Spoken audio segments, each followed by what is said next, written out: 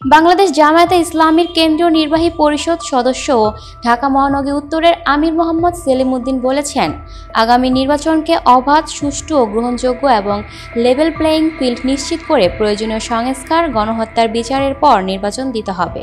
যেন তেনভাবে নির্বাচন করে ক্ষমতার পালাবদলের জন্যই জুলাই বিপ্লব হয়নি। মঙ্গলবার রাত ৯টার দিকে রাজধানীর মগবাজারের আলফালা মিলনায়তনে হাতিরঝিল পশ্চিম থানা জামায়াত আয়োজিত এক সদস্য সম্মেলনে প্রধান অতিথির বক্তব্যে তিনি এসব কথা বলেন।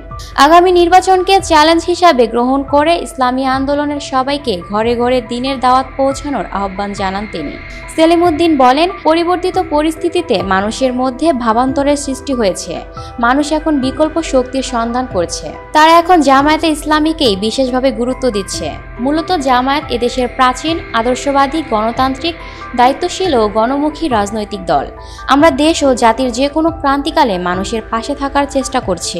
রাজনীতির গুণগত পরিবর্তন প্রসঙ্গে তিনি বলেন, দেশ ও জাতির বৃহত্তর স্বার্থেই দেশ প্রচলিত ভোট চুরি ও চাঁদাবাজির রাজনীতির পরিবর্তন আনতে হবে।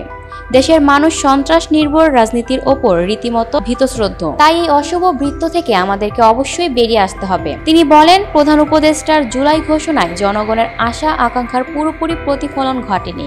তাই এই ঘোষণার ইতিবাচক পরিবর্তন এনে জুলাই চেতনার পুরোপুরি প্রতিফলন ঘটাতে হবে। থানা আমির ইউসুফ আলী মোল্লার সভাপতিত্বে ও সেক্রেটারি রাশেদুল ইসলাম রাশেদের পরিচালনায় সম্মেলনে বিশেষ অতিথির বক্তব্য রাখেন কেন্দ্রীয় মজলিসে সুরা সদস্য ও হাতিরঝিল জোনের পরিচালক হেমায়েত হোসেন এবং ঢাকা মহানগরী উত্তরের প্রচার ও মিডিয়া সম্পাদক মোহাম্মদ আতাউর রহমান সরকার। উপস্থিত ছিলেন থানা কর্মপরিষদ সদস্য মাওলানা গোলাম মাওলা, আক্তার হোসেন, শামীম হোসেন সহ স্থানীয় নেতৃবৃন্দ।